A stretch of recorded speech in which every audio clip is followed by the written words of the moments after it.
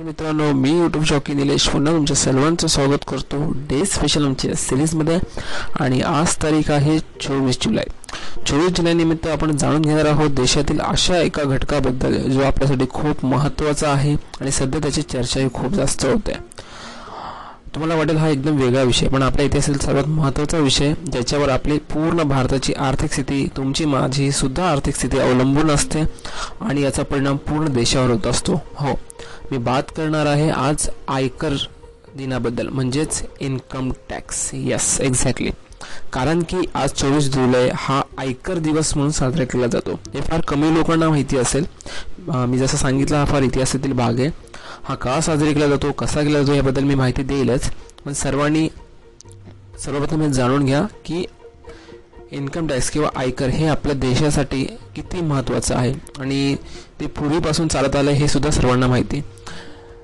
भारतीय इतिहासामध्ये जर अगदीच पुरातन काळात जाल, म्हणजे अक्षरशः जेव्हा राजे वगैरे होते, तर तेव्हापासून ही जी आहे पद्धती अवलंबली जाते.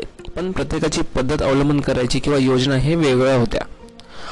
त्याच वारंवार बदलत आजच्या भारतात ती कशी आली ह्या बाबतीतला खूप मोठा इतिहास आहे. जर तुम्हाला आवड असेल तर तुम्ही त्याचा नक्की अभ्यास करा. सध्या आपण फक्त आजच्या दिवसाचा अभ्यास करून घेणार आहोत की 24 जुलै हा आयकर दिवस म्हणून का साजरा केला जातो आणि काय आयकर म्हणजे काय. सो तारीख होती 24 जुलै आणि सुरुवात झाली 1860. हो, 24 जुलै 1860ला याची सुरुवात झाली. ह्याच दिवशी असं काय घडलं की जो दिवस आयकर दिवस म्हणून साजरा केला जातो ते आता ऐकूया. आयकर दिन हा देशातही साजरा केला जातो हे फार कमी लोकांना माहिती आहे. भारतात दरवर्षी 24 जुलै हा आयकर दिन म्हणून साजरा केला जातो. भारतीय आयकर विभागाचा हा आज जो आहे 160वा वाढदिवस आहे. ब्रिटिश शासनाच्या विरोधात पहिल्या स्वातंत्र्य लढ्यात ब्रिटिश सरकारने झालेल्या नुकसानीची भरपाई करण्यासाठी 24 जुलै 1860 रोजी पहिल्यांदा सर जेम्स विल्सन यांनी आयकर आकारला. हे लक्षात घेऊनच 24 जुलै रोजी आयकर दिन साजरा केला जातो. हा कर श्रीमंत, रियासत आणि देशात राहणाऱ्या ब्रिटनमधील नागरिकांवर लादला गेला होता. पहिल्या वर्षात सरकारी तिजोरीतून 30 लाख म्हणजे तिजोरीला 30 लाख रुपये मिळाले होते या आयकरमुळे. आणि 24 जुलै 1860 रोजी शुल्क म्हणून भारतात प्रथम आयकर लागू करण्यात आला होता. म्हणूनच आयकर विभागाने हा दिवस म्हणजेच 24 जुलै रोजी आयकर दिन म्हणून साजरा करण्याचा निर्णय घेतला. 2010 मध्ये पहिला आयकर दिन साजरा करण्यात आला. आयकर हा सरकारच्या करातून घेतलेला कर आहे. कायद्यानुसार व्यवसाय आणि व्यक्ती कोणताही कर भरण्यास किंवा कर भरण्यास पात्र आहेत की नाही हे ठरवितात. दरवर्षी प्राप्तिकराचा परतावा भरावा लागतो. प्राप्तिकर हा निधीचा एक महत्त्वाचा स्रोत आहे ज्याचा उपयोग सरकार त्यांच्या कामांसाठी आणि लोकांच्या सेवेसाठी करते. प्राप्तिकर म्हणजे तुम्ही समजलाच असाल, मी बात करतोय इन्कम टॅक्सची. हो, ब्रिटिश राजवटीने लागू केलेला आयकर कायदा हा शक्तिशाली होता. तो लोकांना पसंत नव्हता, म्हणूनच हा कायदा 1865 मध्ये रद्द करण्यात आला. 2 वर्षानंतर म्हणजेच 1867 मध्ये हे काही बदलासह पुन्हा अंमलात आणले गेले.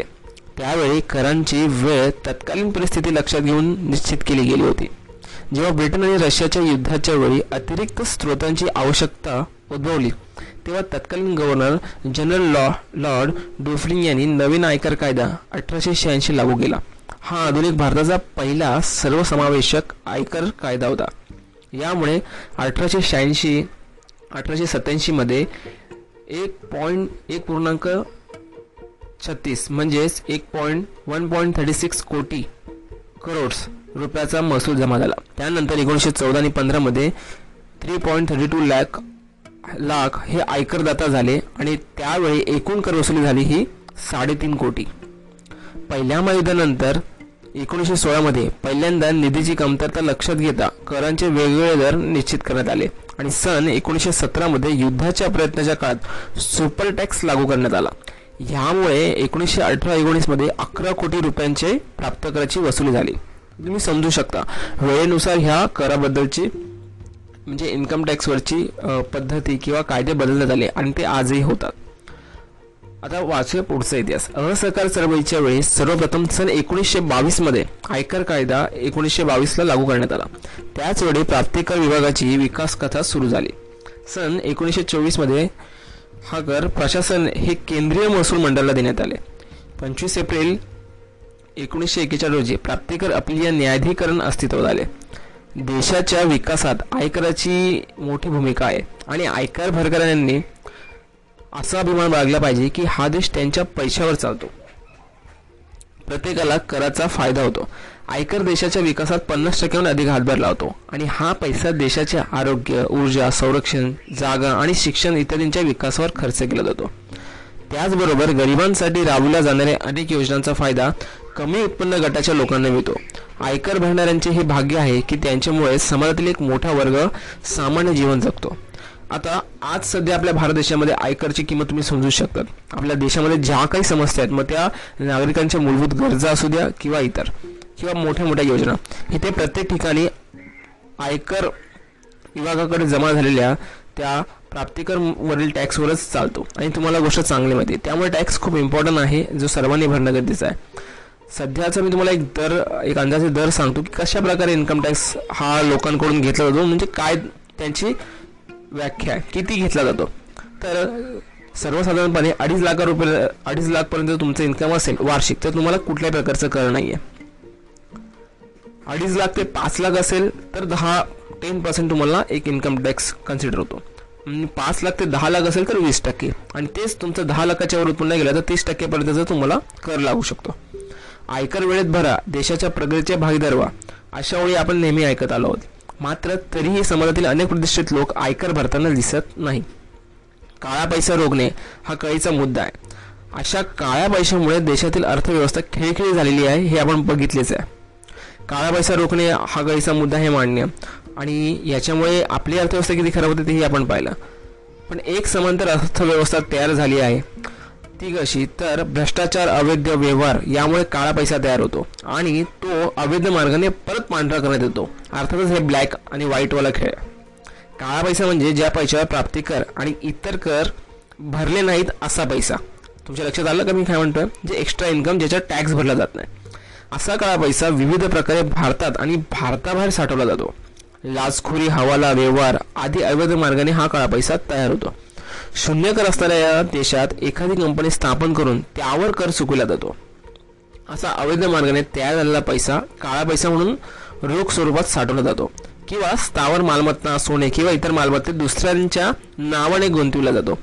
हा पैसा परत पांढरा केला जातो आणि तो मुख्य प्रवाहात सामील केला जातो. या प्रमेयामध्ये सुद्धा त्यावर कर भरले जात नाही.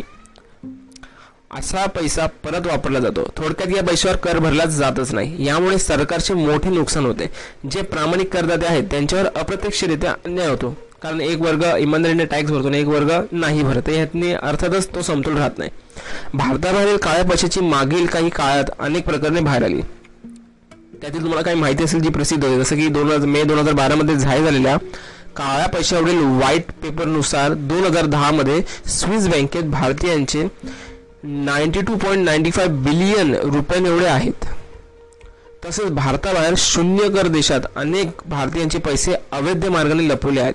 इंडियन एक्सप्रेसने फेब्रुवारी 2015 मध्ये लोर्डच्या जिनिव्हा शाखेत खाते असणाऱ्यांमध्ये 1000च्या वर भारतीयांची नावं जाहीर केली होती. 2016 मध्ये पनामा पेपर घोटाळ्यात जाहीर झालेल्या माहितीनुसार अनेकांची नावे समोर आली. त्यात अनेक मान्यवरांची नावे होती आणि याबद्दल आपण वारंवार ऐकतच असतो. म्हणजे हा जो जिनिव्हा मधील तो पेपरात आलेली जी गोष्ट, त्याबद्दल तर सर्वांना माहिती आहे की तो किती मोठा गौप्यस्फोट होता आणि अशा प्रकारे भरपूर प्रकरणं आहेत. आता थोडा विचार करूया आपल्या भारत देशाचा आणि सामान्य माणसाचा. कधी एका सर्वेनुसार असं लक्षात आलं की ह्याला सामान्य माणूस म्हणजे तुम्ही मी जो कर पण भरत नाही तो जास्त जबाबदार आहे. कसं काय? तर मी तेही विश्लेषण करून सांगतो. काळा पैसा निर्माण करण्यात सामान्य माणसाचा प्रमुख सहभाग आहे. कसा? तर अनेकांना असे वाटते की काळा पैसा बाळगणाऱ्यांपेक्षा सामान्य माणसाला जास्त त्रास होत आहे. सामान्य माणसावर कोणताही परिणाम न करता कोणतेही काम केले गेले पाहिजे. पण सत्य हे आहे की सामान्य माणूसच काळा पैसा निर्माण प्रणालीचा एक प्रमुख निर्माता आहे. कसा? तेही मी तुम्हाला सांगतो. आता तुम्ही किराणा माल घेतात, दुकानदार त्यावर टॅक्सही भरत नाही, म्हणजे का? कारण की तुम्ही त्याच्यावरून पावती घेता नाही घेता, म्हणजे तुम्ही समजू शकता असं भरपूर वेळा होतं. सामान्य माणूस सोनाराकडून दागिने बनवून साधी पावती घेतो, सरकारचा टॅक्स बुडवतो व सोनाराचे काळे धन निर्माण करतो. सामान्य माणूस पैसे वाचवण्यासाठी बरीच उत्पादनं बिल न घेता खरेदी करतो. सामान्य माणूस घर घेताना सरकारी दराने करार करतो आणि थोडासा टॅक्स वसुलण्यासाठी उरलेले घामाचे रोकड हे पैसे बिल्डरांना देऊन काळा करतो. आणि हे रोजचे व्यवहार तुम्ही बघतच असाल. आपल्या भारतामध्ये हा वर्ग खूप मोठ्या प्रमाणात आहे आणि त्याच्याकडून ह्या चुका वारंवार होत असतात. सामान्य माणूस खाजगी शाळेत, कॉलेज बिना पावती देणगी देतो, जो काळा पैसा होतो. तुम्ही डोनेशन वगैरे तर ऐकलंच असेल. शिवाय सामान्य माणूस दारू पिऊन हेल्मेट न वापरता गाडी चालवतो आणि पकडले गेल्यास पोलिसांना लाच देऊन त्याचा काळा पैसा निर्माण करतो. हे तर तुम्ही पटवून घेऊ शकता, कारण हे प्रत्येकासोबत झालं असणार.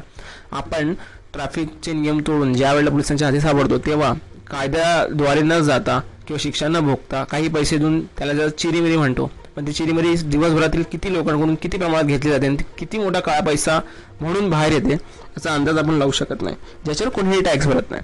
सामान्य माणूस अवैध कामासाठी पोलिसांना काळा पैसा देतो, हे तर निश्चित झालं. सामान्य माणूस सरकारी काम सुलभ व्हावे म्हणून अधिकाऱ्यांना लाच देऊन त्यांच्याकडे काळा पैसा निर्माण करतो, हो की नाही? सामान्य माणूस काळा पैसा देऊन मताधिकार विकतो आणि भ्रष्ट नेत्यांना निवडून देतो. निवडणुकांमधील आपलीकडचा गोंधळ हा काळ्या पैशांवर कसा चालतो याबद्दल मला वेगळं सांगायची गरज नाही. सामान्य माणूस म्हणतो राजकारणी भ्रष्ट आहेत, पण काळा पैसा घेऊन मताधिकाराचा कौल त्याच्या बाजूने देतोच. हे तेवढंच सत्य आहे. आपण कितीही सरकारच्या विरुद्ध आज बोलत असलो तरी पुढच्या वेळेला ज्या गोष्टी व्हायच्या त्याच होणार आहेत. कायद्याने एखाद्या राजकारणाला तुरुंगात पाठवले की हाच सामान्य माणूस त्याला निरपराध ठरवण्यासाठी मोर्चे काढून न्याय व्यवस्थेचा निषेध करतो, तो काळा पैसा घेऊनच. मोर्चे, आंदोलन ह्यामध्ये किती लोक किती पैसा घेऊन येतात, पैसे घेऊन ते आंदोलन करतात, ह्याबद्दल भाषण केलंच बरं. सामान्य माणूस आपला विशेषाधिकार समजत नाही आणि क्षुल्लक कामासाठी भ्रष्ट नेत्यांची आणि सरकारी कर्मचाऱ्यांची मदत घेतो, हो की नाही? कोणतीही उपाययोजना करीत नाही किंवा कायद्याचे काटेकोर पालनही करत नाही, परंतु दोष देण्यात वेळ घालवतो. सामान्य माणूस हा सगळ्यात स्वतःच जबाबदार असूनही गैरसोय होते म्हणून तक्रार करीत असतो. स्वतंत्र भारतीय व्यवस्थेचा सामान्य माणूसच अविभाज्य घटक आहे आणि त्याच्या सहभागाशिवाय व्यवस्था स्वच्छ कशी होणार या देशातील प्रत्येक जबाबदार नागरिकांनी याचा विचार करावा व स्वतःपासून काळा पैसा निर्माण होणार नाही याची खबरदारी घ्यावी. म्हणजे असं आपण म्हणू शकतो की आपण सामान्य माणूसच ह्या सगळ्या गोष्टींचा कुठेतरी निर्माता देखील आहोत आणि जेव्हा ह्यामुळे मोठे मोठे प्रॉब्लेम क्रिएट होतात तेव्हा ते प्रॉब्लेम ज्याच्यावर येतात, ज्याचं शोषण होतं, तो सुद्धा आपणच आहोत. ही खूप सिंपल गोष्ट आहे, खूप सिंपल चेन आहे जी मी सांगण्याचा प्रयत्न करतोय. ह्याचा थोडा विचार करा आणि काही नियमांचं पालन करा, बघा कसं थांबतो. तुम्ही एकच गोष्टीचा विचार करून बघा की फक्त ट्रॅफिक नियमाच्या बाबतीमध्ये जर आपण लाच नाही दिली तर, प्रत्येक दुकानात बिल बनवूनच सामान घेतलं तर आणि कुठल्याही प्रकारच्या भ्रष्टाचाराला जुमानलं नाही तर किती सारा काळा पैसा किती वेळामध्ये दाबला जाऊ शकतो. तुम्ही समजू शकता काळा पैसा निर्माण करणारे आपणच आहोत आणि याच्यामुळे उद्या काही मोठं संकट जर देशावर येतं तर त्याला कारणीभूत पण आपण असू शकतो. शिवाय त्याचा परिणामही सर्वात अगोदर आपल्यावरच होणार आहे, ही गोष्ट पण तेवढीच समजून घ्यावी असा माझा हा व्हिडिओ बनवण्याचा उद्देश होता. म्हणूनच खास करून मी हा आयकर दिवसानिमित्त हा व्हिडिओ आणला की जेणेकरून तुमच्या लक्षात येईल की हा इन्कम टॅक्सच्या बाबतीमध्ये आपण किती गाफील आहोत आणि हे इनडायरेक्टली किती आपल्याला परिणाम करतं. हा व्हिडिओ तुम्हाला आवडला असेल तर पुढे शेअर करा, लोकांना याबद्दलची माहिती कळू द्या आणि समजू द्या की चुका कुठे होत आहेत. सो पुन्हा भेटूया नवीन दिवशी, नवीन माहिती आणि नवीन व्हिडिओसोबत. जय हिंद, जय भारत.